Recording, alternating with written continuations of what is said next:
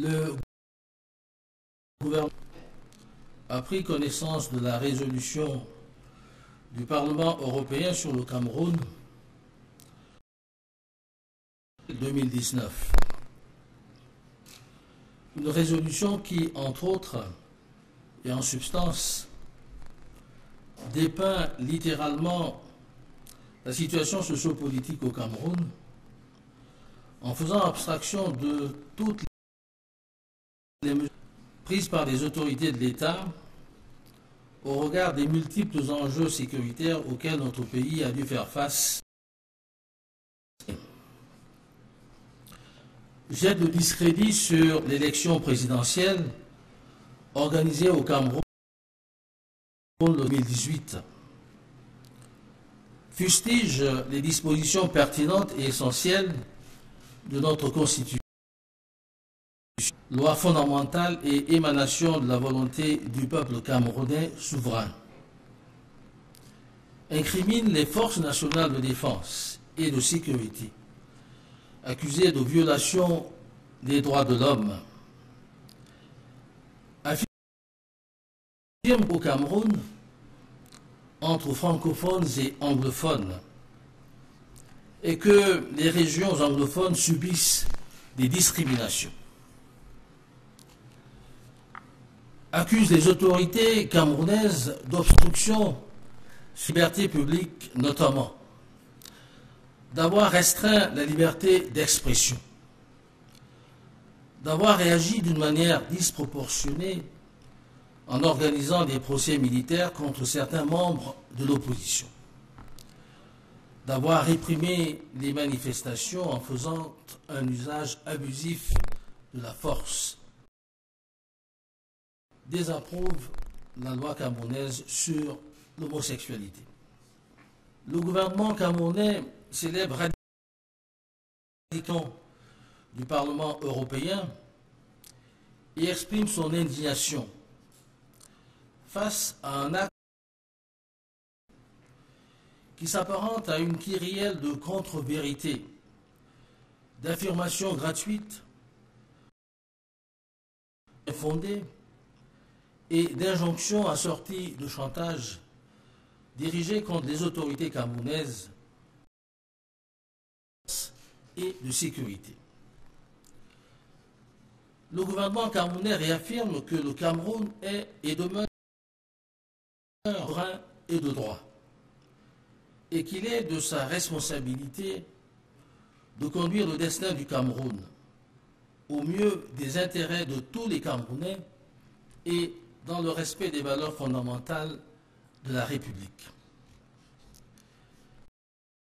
Il en découle que c'est au peuple camerounais et à lui seul qu'il incombe de se doter des institutions de son choix et des lois qui régissent la vie de la nation, tout comme c'est à lui qu'il appartient de désigner appelés à présider aux destinées de la nation camerounaise. C'est dire que le président de la République, le président Paul Biya, a été porté à la tête de l'État par le peuple camerounais.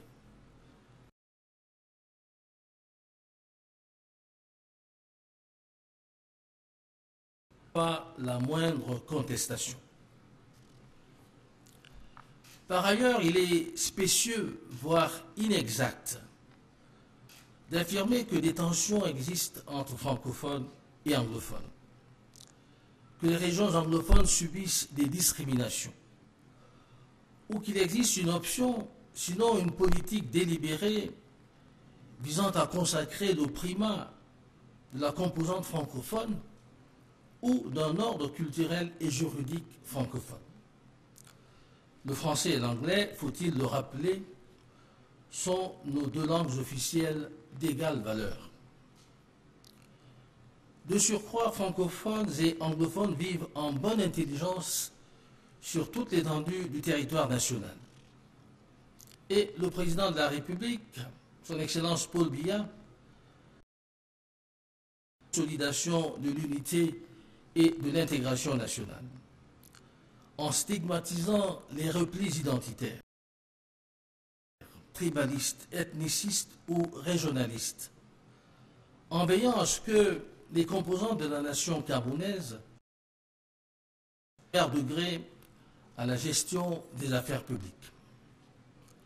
Qui plus est, les revendications corporatistes exprimées il y a quelque temps par certains syndicats du secteur de l'éducation nationale et par un groupe d'avocats originaires des régions du Nord-Ouest et du Sud-Ouest ont trouvé des réponses appropriées. Toujours dans le sens de la consolidation et du vivre ensemble, le chef de l'État a mis en place des instances et des structures de participation inclusive. Aujourd'hui, la Commission nationale de promotion du bilinguisme et du multiculturalisme, désormais à pied d'œuvre. Et pas des moindres ont été prises par le chef de l'État pour créer un climat d'apaisement et favoriser le retour, tel que les 2 vagues d'arrêt des poursuites ordonnées en faveur de 55 puis de 289 personnes en proie à des procédures judiciaires engagées contre elles pour des actes hautement répréhensibles au cours de la crise dans les régions du Nord-Ouest et du Sud-Ouest. À cela s'ajoute le lancement du plan d'assistance d'un montant de près de 13 milliards de francs CFA destiné à rétablir un cadre propice et au développement des communautés affectées par les violences terroristes dans les régions du Nord-Ouest et du Sud-Ouest. Autant d'initiatives concrètes qui démontrent à suffisance toute l'attention, la sollicitude que portent le chef de l'État et le gouvernement aux populations des 2 régions concernées. Au plan politique, le processus de décentralisation inscrit dans la Constitution connaît une accélération certaine. D'abord avec la création d'un département ministériel en charge de la décentralisation et du développement local. En plus, la loi des finances 2019 est venue donner corps à cette dynamique en allouant un ministériel. Dans le même sens, le Premier ministre, chef du gouvernement, a signé en date du 22 février 2019 un décret fixant à près de 50 milliards de francs CFA la dotation générale de la décentralisation, qui se trouve ainsi multipliée par 5 par rapport à celle de l'année précédente. De ce point de vue, les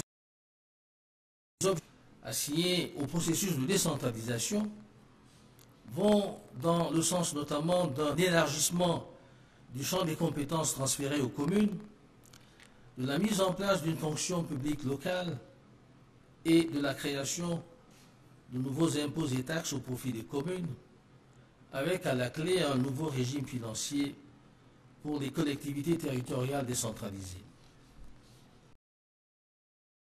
En mars 2019, le Parlement a affiné le dispositif servant de cadre juridique à la mise en œuvre en modifiant la loi portant code électoral pour, d'une part, fixer les élections des conseillers régionaux et, d'autre part, fixer le nombre, la proportion par catégorie et le régime des indemnités servies aux conseillers régionaux.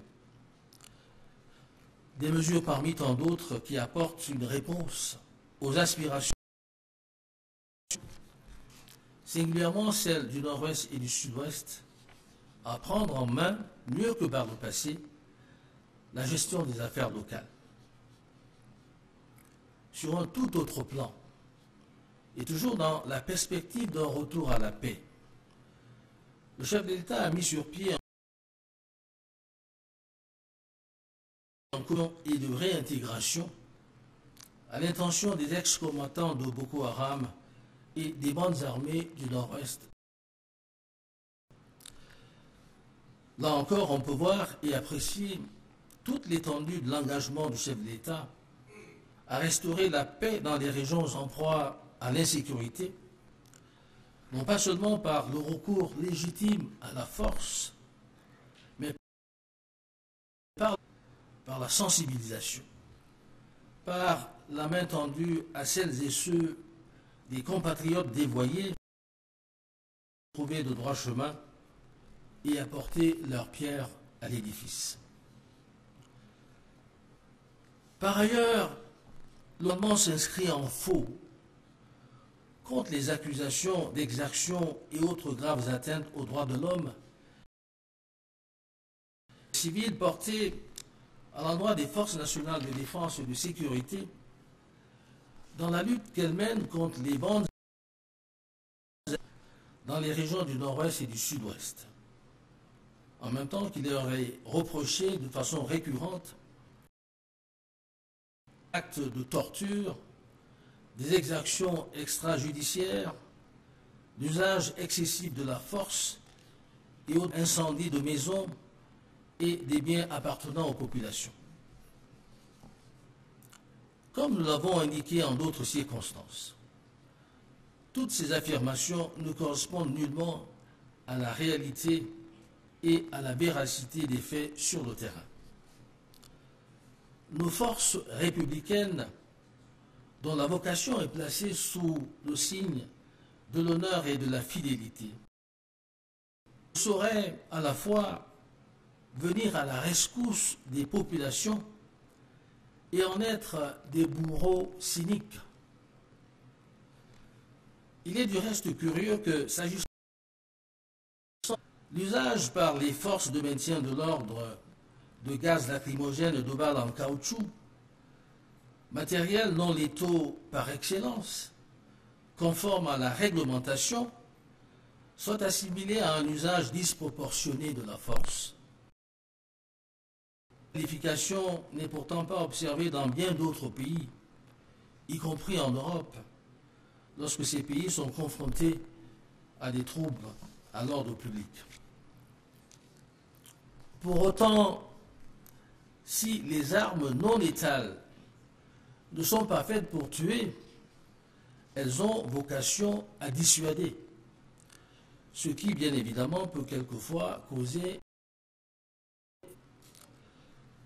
Le gouvernement dénonce donc une fois encore cet acharnement contre le Cameroun, qui traduit comme une volonté de fragiliser nos institutions et de saper le moral de nos forces de défense et de sécurité dans leur mission de préservation de l'intégrité territoriale et de protection des biens et des personnes de nos frontières. Et ce, au moment où la situation dans les régions du Nord-Ouest et du Sud-Ouest est en phase de reprise en main progressive. Au demeurant, c'est à l'État qu'incombe la responsabilité de garantir le bon ordre, de préserver l'intégrité territoriale et d'assurer la protection des personnes et des biens. Cette mission, l'État doit l'assurer sans faillir et sans faiblir, car il s'agit d'une prérogative régalienne. Aussi, il faut le redire, contrairement aux fois répandues, les forces camerounaises de défense ou de sécurité accomplissent leur mission avec profondément, avec bravoure, dévouement et un sens aigu de responsabilité. Ce faisant, qu'il s'agisse des foyers de crise à l'extrême nord ou à la frontière est, le Cameroun a consenti à accueillir des centaines de milliers de réfugiés en provenance de pays frères et à les installer sur le territoire camerounais des années, leur permettant ainsi d'échapper aux affres des violences que leur imposaient différents conflits internes. En raison de toutes ces marques d'hospitalité, de générosité et de tous ces sacrifices serait attendu beaucoup moins aux récriminations du Parlement européen qu'à sa reconnaissance, sa solidarité et son soutien. Le Parlement européen affirme également dans sa résolution qu'ils ont restreint la liberté d'expression à plusieurs reprises en bloquant l'accès à l'Internet, et en les mettant en prison, en refusant des autorisations à des médias indépendants et en intensifiant les persécutions politiques contre la presse indépendante. À vrai dire, la réalité est tout autre. Parlant de l'Internet, le gouvernement relève parmi les priorités de l'action gouvernementale. S'agissant du prétendu harcèlement des journalistes, le gouvernement réaffirme son attachement à la liberté de presse, qui est une réalité incontestable au Cameroun, où aucun journaliste n'est poursuivi pour des raisons liées à l'exercice de son métier. Dans le même ordre d'idées, répondant aux allégations selon lesquelles les autorités camerounaises s'opposent de manière systématique à l'idée, le gouvernement tient à préciser que le régime des manifestations publiques est fixé par la loi. Toute personne ou groupe de personnes désireux d'organiser une manifestation publique doivent en faire une déclaration. Il peut arriver, comme dans tous les pays, que pour des raisons tenant à l'ordre public, une manifestation ne soit pas autorisée. Dans ce cas, il va de soi que les organisateurs de la dite manifestation doivent s'abstenir d'aller à l'encontre de l'interdiction. On a également les exigences et les contraintes de l'état de droit que nous construisons et que nous consolidons au fil des ans. Le Parlement européen nous fait également grief de violences à caractère sexiste à l'égard des homosexuels. Le gouvernement camerounais dénie ces accusations.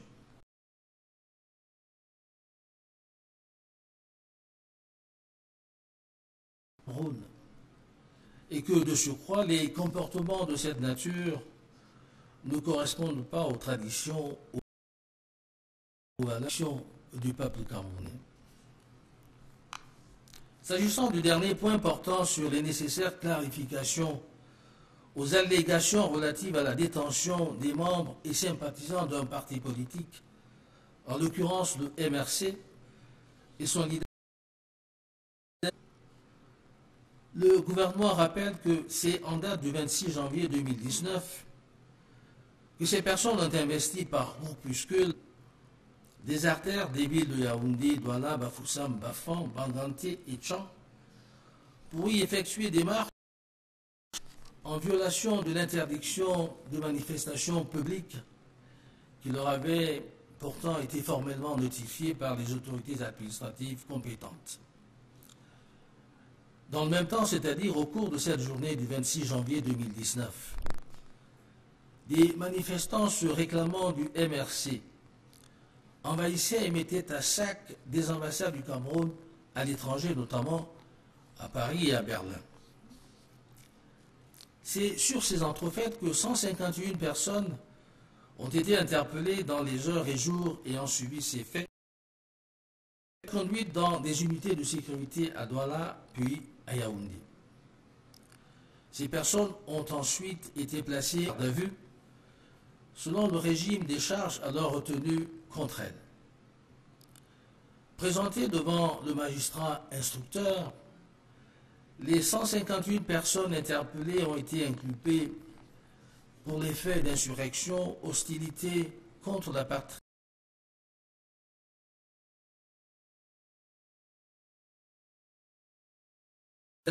publique interdite et outrage au président de la République. Ces faits sont prévus et réprimés par le Code pénal camerounais.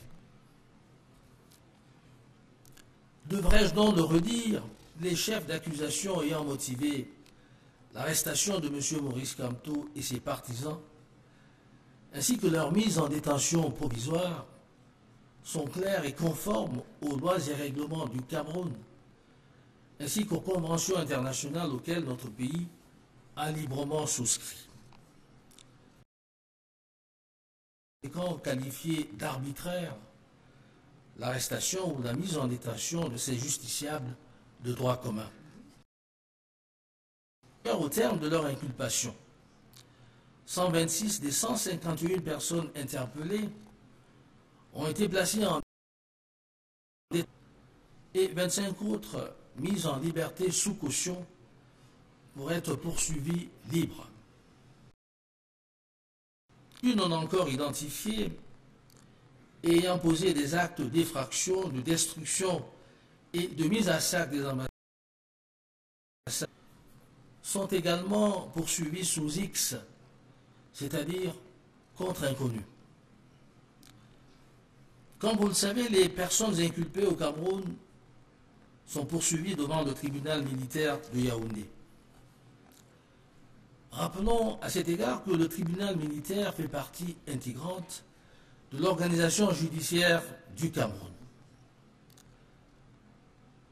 Le tribunal militaire au Cameroun, nous le répétons, n'est pas un tribunal d'exception, mais un tribunal à compétence spéciale. En d'autres termes, le critère permanent pour la compétence du tribunal militaire réside dans la nature de l'infraction commise et non pas seulement dans la qualité de la personne poursuivie. En l'occurrence, la législation en vigueur dispose clairement que le tribunal militaire est seul compétent, je dis bien seul compétent, pour connaître des infractions relatives à la sûreté de l'État, comme c'est le cas ici, s'agissant de certaines infractions pour lesquelles les présents accusés sont poursuivis. Cela étant, il demeure constant que la procédure du tribunal militaire est celle du droit commun. De même, le verdict de ces juridictions,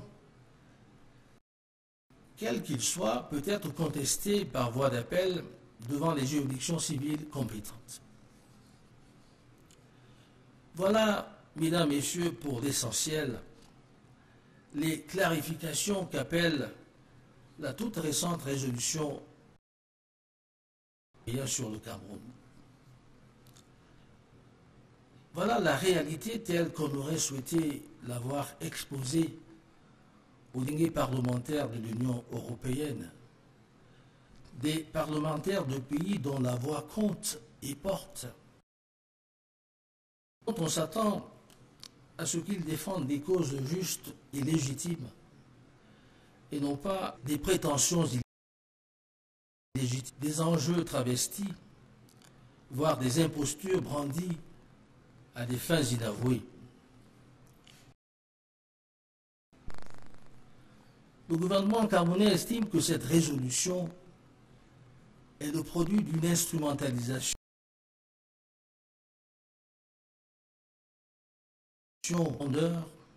l'ignorance, la désinformation et la mauvaise foi. C'est aussi le lieu de déplorer et même de dénoncer avec véhémence cette nouvelle tendance pernicieuse et infantilisante de certains de nos concitoyens, y compris celles et ceux qui aspirent à gouverner notre pays, qui consiste d'un côté à importer des donneurs de leçons ou des justiciers, au mépris d'expertise dont regorge notre pays, et de l'autre à exporter par divers canaux sur les arènes internationales les problèmes camerounais sans la moindre considération pour sa souveraineté et sa dignité. Le gouvernement Camerounais plus à leur patriotisme et à leur sens de responsabilité. Car il en va et de notre intérêt commun. En tout état de cause, le peuple camerounais n'a jamais été dupe. Il saura dire non à l'inféodation. Le Cameroun est un pays ouvert à la coopération internationale. À ce titre, le gouvernement apprécie hautement l'intérêt que portent au Cameroun ses partenaires européens et particulièrement le Parlement européen. Le gouvernement tient d'ailleurs ici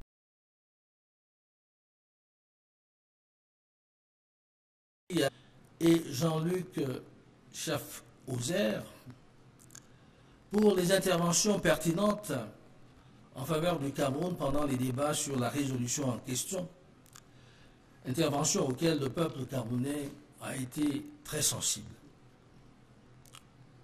Pour autant, si le gouvernement camerounais n'est pas fermé aux suggestions constructives, d'où qu'elles viennent, et les reçoit avec toute l'attention requise, il ne saurait aucunement accepter des injonctions à peine voilées. Les problèmes camerounais peuvent, au Cameroun, par les Camerounais eux-mêmes et les dirigeants qu'ils se sont librement donnés.